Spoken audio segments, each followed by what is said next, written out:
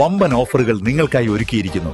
എല്ലാം ഞങ്ങളുടെ സ്വന്തം പണിശാലയിൽ നിർമ്മിക്കുന്നതുകൊണ്ട് നിറഞ്ഞ ഗുണനിലവാരത്തിലും ക്വാളിറ്റിയിലും നൽകാൻ ഞങ്ങൾക്ക് കഴിയുന്നു. ഡിസോക്കോ ഫർണിച്ചർ, വണ്ടൂർ, വെള്ളാമ്പുറം.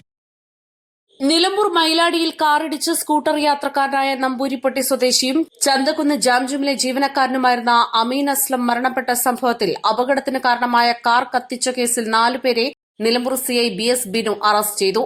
മൈലാടി സ്വദേശി പള്ളിത്തൊടുക നജീബ് റഹ്മാൻ, ആനപ്പാറ സ്വദേശികളായ പുളിക്കൽ അർഷാദ്, പുളിക്കൽ ജുനൈദ്, ഇലിക്കൽ നിസാർ എന്നിവരാണ് അറസ്റ്റിലായത്. കഴിഞ്ഞ ജൂലൈ 7 രാത്രി 10 മണിയോടെ മൈലാടി പാലത്തിനടുത്താണ് അപകടമുണ്ടായത്. ജാംജും ഹൈപ്പർ മാർക്കറ്റിലെ ജോലി കഴിഞ്ഞ് വീട്ടിലേക്ക് വരികയായിരുന്ന അമീൻ അസ്ലത്തിന്റെ സ്കൂട്ടറിന് പിന്നിൽ വണ്ടൂർ സ്വദേശിയായ കരിപ്പത്തൊടി ഹാരിസ് റഹ്മാൻ ഓടിച്ച കാർ ഇടിക്കുകയായിരുന്നു.